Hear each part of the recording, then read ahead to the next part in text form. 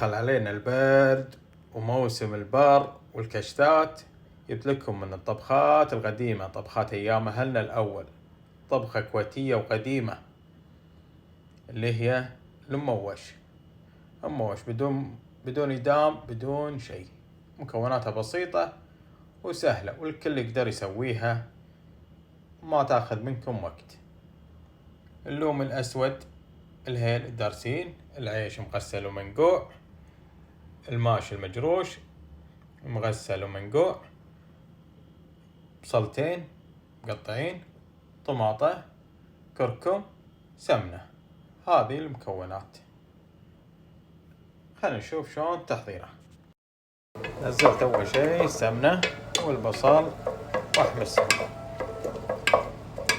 مع بعض. هذه الطريقة. نزل اللومي والهيل والدارسين.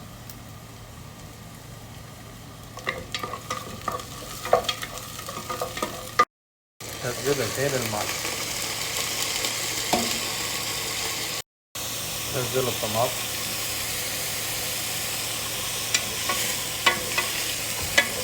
بس لفتين. نزل الكركم عليه.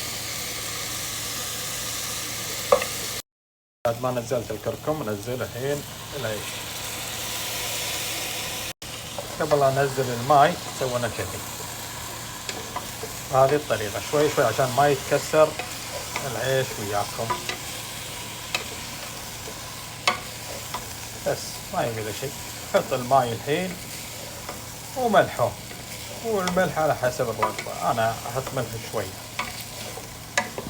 بس. هذا الماشي، هذا المموش الكويتي القديم. بس حط عليه الحين ماي حار. بعد ما عيرت الماي حطيت الملح بس. الحين ينشف شوي، سكر عليه، خلي على نار هادية ربع ساعة يكون كذي جاهز. يطلع وياكم أحلى مموش.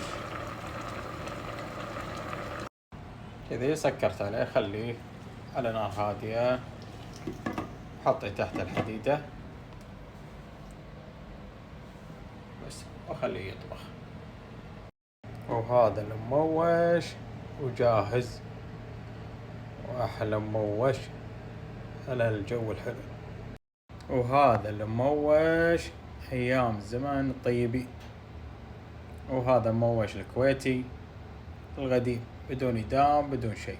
مموش ولبن صبارة ودقوس وسمنة. السمنة حالاتها كذي رشة على المموش وبس، ومع اللبن والصبارة والدقوس. هذا الغداء كذي خالص، بدون إدام بدون شيء، وما أخذ وقت. يا حلوة بالبر وحق الكشتة وشغل عدل.